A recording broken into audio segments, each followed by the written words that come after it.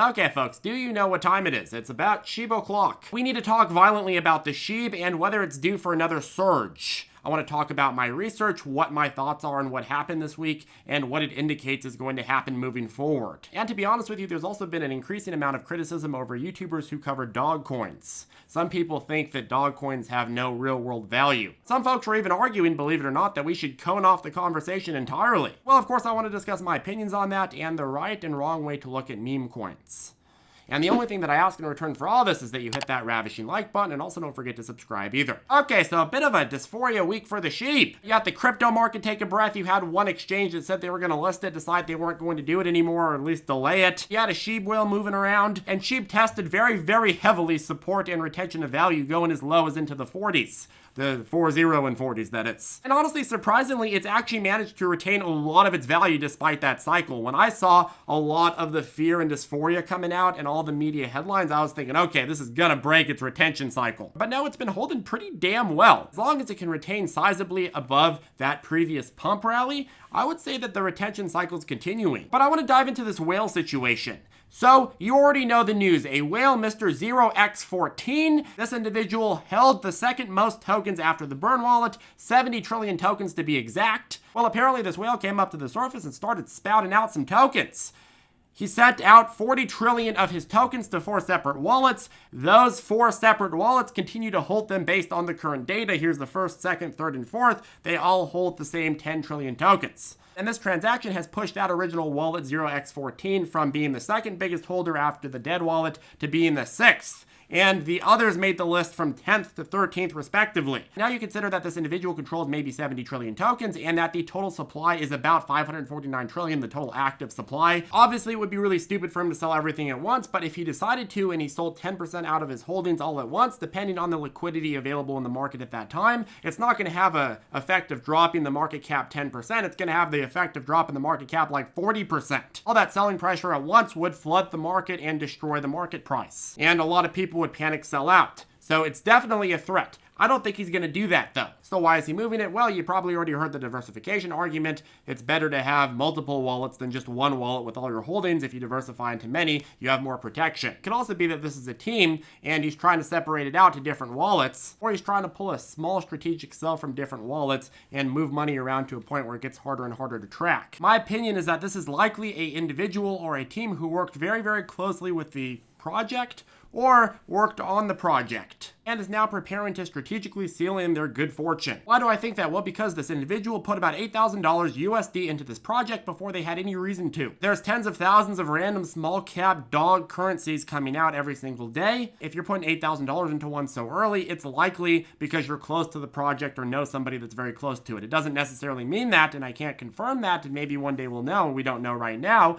But the individual that owned that wallet was the biggest single holder in this, and it makes sense that that would be somebody close to the project. And somebody close to the project knows that dumping coins all at once would be a huge, huge mistake. It would cause a run to sell everywhere, and by the time they sold out, it would probably have decimated most of their value anyways. They also know that locking in billions of profits would show on the chart as a rug pull, and would cause a lot of regulators to look very, very closely at the project. It's certainly the Wild West in the crypto world, and it's been difficult for regulators to enforce things in it, but we've seen many situations where rug pulls have resulted in a lot of enforcement action. Let's be real, crypto projects are rarely angels, and this one is no different. Oh no, that's FUD, Charlie. Come on. There's a saying that you may be a perfect driver, but if a cop tails you all the way on a road trip across the US, they're going to find some reason to give you a ticket. So if this holder is somebody close to the project or has worked with the project, they aren't stupid. They don't want that regulatory blowback. They want to preserve their capital. And the only way to do all of these things at once is to sell off very, very slowly, to start diversifying away, putting up a little bit more smoke and mirrors about where things are going. So anyways, my thought process is the concentration risk from this one whale is bad, but most likely it's going to be very, very slow to fruition. And quite frankly, if you look at the Dogecoin concentration, you have one address that controls 8 billion in market cap, roughly 23% of the coins. That's worse concentration, at least at the very, very top. But at the same time, this video isn't a pump piece for the sheep, nor is it a FUD piece for the sheep. We have to be real. If crypto whales can easily separate their holdings into 5 different wallets, what's to say he doesn't already have a ton of other wallets that we just don't know belong to him? What's to say that other whales in this don't have other combinations of wallets that we don't realize belong to one person? The truth is we don't know, and Shiba Inu has a lot less unique holders than Doge does, and it trades at about the same market cap. That said, if Mr. XO14 decides to start selling off strategically and over time, and SHIB continues to stay strong, what happens? Well, concentration starts going down. You start getting a lot more unique holders, and this becomes a lot more decentralized democratic asset. And any mainstream new crypto is going to have a lot of concentration in the beginning, and then it slowly dwindles down over time. So it's not totally unacceptable that they do have concentration. It just is a very, very apparent risk, and you can see why based on the trading this week. Shiba Inu, while it has rallied a lot, it hasn't had a lot of time to get peak retail adoption. Its level of retail adoption is substantially below that of Doge. It's just that people are putting more money in this and there's more whales with higher amounts of capital. If it continues to stay relevant and more brokers decide to list it, you're going to have a lot more retail start looking at it. In terms of how this trades though, you also have a lot of short-term whales here. Whales that are pouring in and out of these currencies, getting people to FOMO buy after them and getting people to FOMO sell after them. You look at Floki, for example, this whale that put in 3.6 million shortly after caused a lot of people to buy in after him and saw immediate returns. Last week, we talked about how all of a sudden, coincidentally, right before the biggest breakout, you had record numbers of Shiba Inu coin transactions worth at least 1 million and random whales just popping out of nowhere. What are they doing? Well, they're seeing attention. They're seeing rallies. They're seeing retail start talking about this. I'm like, okay, well, great. I know how to get a ton of retail traders to buy in. I'll just buy in with a massive position. And then everyone's like, okay, to the moon. And they pour in. And then all of a sudden, their position's deep, deep in the green. And then they sell out. They take their profits and they test to see if the retaining value is there. If the retaining value is there, like, okay, it's time to get back in and ride the next hype wave. These whales are speculation chasers and FOMO inducers. They prey off crowd psychology 101. We see that all the time in the stock market, but it's very, very apparent in the crypto market. I think that right now you have a lot of whales that are sitting on very, very green gains. They locked in profits during the last downtrend. They tested to see how far this would go in terms of retaining value, and they're like, okay, well, we're ready to play another round. After that early October rally, that same thing happened. You had a massive, massive rally. All of these whales started buying in, and then they started taking profits. And then during the downtrend, they found another holding pattern, a little bit of a retaining value, and then 15 days later, what happened? Well, they started buying in again, and then retail started pouring in, and then you had a whole round two. So in totality, in terms of my thoughts on the whales, you have some really early stage long-term whales that are a massive threat in terms of concentration risk. And then you have some price speculation whales that move in and out of cryptos and probably NFTs as well and rally up prices, get people to buy in after them and do some arbitrage between the price movement. Those are the two types of whales that you're dealing with. There's definitely some overlap, but those are the two types of whales here. But in totality, my thought process with the SHIB is fairly simple. Every bull trend in mainstream crypto assets like Bitcoin and Ethereum will bring up one big winner hype coin. The last cycle earlier this year brought Doge. This cycle's is Shiba. It's not the back and forth fear to FOMO buying that kills these meme coins. What it is the cycle of crypto and the cycle of the crypto market. When you get a bear crypto winter, what happens? Well, money starts pouring out of everywhere, but it really pours out of the more speculative assets. But when crypto is seeing inflows, the opposite happens. You get a lot more money and a lot more fertile playing ground for a lot of these Shiba coin type of plays. And this is something that reached more than a $40 billion market cap at some point. So there's no doubt that this is the winner of this cycle. And while this crypto cycle continues, I think that Shiba cycle will as well. I'd also argue that based on a lot of popular retail platforms not having listed Shiba yet, that there's a lot more retail capital that hasn't gotten a chance to adopt it. I think that at some point, Robinhood is definitely going to be listing this. Robinhood reported terrible earnings in the last quarter. They need the revenue and they need to list this. They're just taking their damn time to do it. There's no world, in my opinion, where you have Coinbase that decided that the SHIB is safe to list, where Robinhood's like, nope, we just don't want that massive stream of revenue. And because retail trading tends to boom at the beginning of each new year, January and February, and because that's right around the corner, you're going to start seeing a lot of these brokers advertise massively, and they like to use assets that ran massively. So SHIB is probably going to be one of the biggest ones in the marketing. You're probably going to see all this marketing try to push more retail traders to sign up for brokerages, to put money in brokerages, and then a lot of those retail traders are then going to go use that capital and speculate on some of these meme currencies. Now, we could talk about whether that's a good idea or not, but I'm just talking about from my perspective what's going to happen. I think that right now what we said on Saturday remains true. We are in the stage where we are testing to see if this can retain value. So far, it's done pretty damn well. And if it can retain value for enough, I think you're going to get into the situation where you have a lot of those medium-term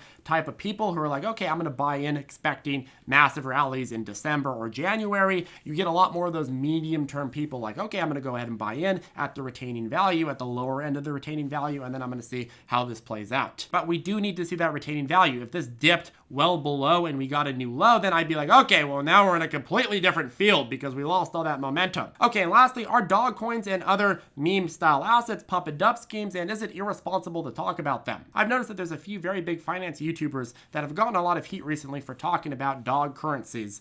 Dogecoin, Shiba Coin, Floki Coin, especially some of the smallest cap ones. There's also a lot of ramblings from people saying, hey, it's not good to talk about them at all, even if it's news coverage, even if it's you talking about the pros and the cons, even if it's you talking about speculative trades. Because some people in the crowd are going to put a lot of money that they can't afford to lose into them, and then they're going to end up losing a ton of money on the dump side of it. But at the very core, I think that it cuts right into the middle of this cultural movement right now that we have in the stock market. I'll be the first to tell you there's a lot of pros and cons with this whole meme movement. On one hand, you have a lot of people coming together and saying, hey, you know what? I'm sick of the establishment way of doing things. I'm sick of people telling me I need to buy into all these safe companies and then they fleece me every chance they get. I'm sick of doing my research on a stock that's really, really good and growing, and then a short seller comes in and pumps out all this fear, and then I lose half my position. I'm sick of being pushed around by Wall Street. I'm sick of all these idiots who think that they know better than me, and all they're really doing is playing with the cycles and moving their massive, massive portfolios around while mine gets killed. So yeah, screw you. I'm going to go ahead and buy a stupid dog token. Screw you. I'm going to buy a movie theater stock. You've been screwing us for years.